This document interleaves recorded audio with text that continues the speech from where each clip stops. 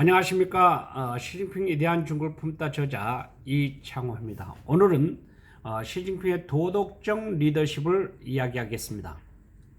시진핑은 당의 군중 노선 교육 실천 활동 작업 회의 연설에서 사소한 부패도 놓치지 말고 철저히 책임을 물으라고 강조했습니다. 특히 자본주의와 사회주의의 결합을 실현하고 있는 중국에서 부패의 문제는 사회 시스템을 좀먹고 중국의 꿈을 갈아먹는 기폭제가 된다고 얘기했습니다. 사실 일하는 태도에 관해 크고 작은 문제가 따로 있는 것이 아닙니다. 작은 문제를 방치하면 곧 큰 문제로 자라고 맙니다. 이 때문에 시진핑은 일하는 태도에 대해서 분명한 생각을 가지고 있었습니다. 그는 작은 구멍을 메우지 않으면 큰 구멍을 메우니라고 고생한다. 새 깃털도 쌓이면 배가 가라앉히고 가벼운 물건이라도 너무 많으면 수레의 축이 무너뜨린다라고 수차례 강조하고 덧붙였습니다. 관료의 태도가 바꾸는 것은 부패의 척결이든 큰 문제든 작은 문제든 모두 잡으려는 일관된 기준이 필요하다는 것입니다. 공금을 사적으로 사용하는 풍조, 이를테면 공금으로 선물을 하거나 술을 먹거나 식사하는 풍조는 시진핑은 강력히 반대하고 이를 없애는 데 철저했습니다. 이처럼 강력한 행동은 작은 부패도 용납하지 않는다는 의지를 보여주고 있습니다.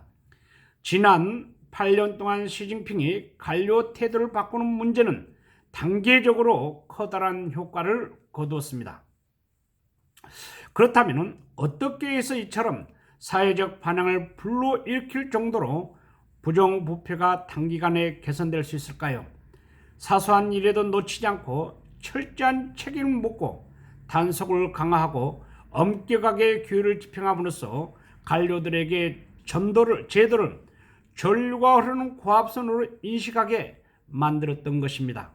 위와 더불어 규율을 어기면 이는 안 된다는, 즉 바른 사상을 무장시켰기 때문인 것이죠.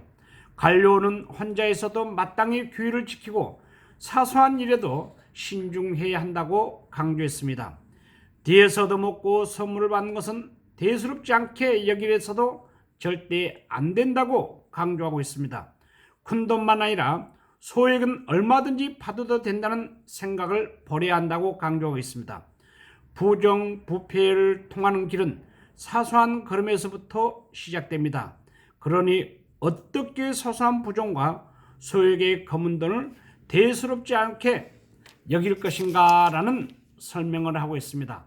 그래서 시진핑은 18회 중국 공산당 중앙교육검사회에서 제2차 전체 연설에 고위 관료들에게 부정부패를 척결을 모범을 보여야 한다고 강조하면서 쇠를 두드리면 자신이 단단해야 한다고 강조했으며, 다른 사람을 바르게 하려면 먼저 자신을 바르게 한다고 했으며, 남에게 하려고 하는 일은 본인이 먼저 해야 하고 남에게 하지 말라고 하는 일은 본인도 하지 말라고 하는 말을 했습니다.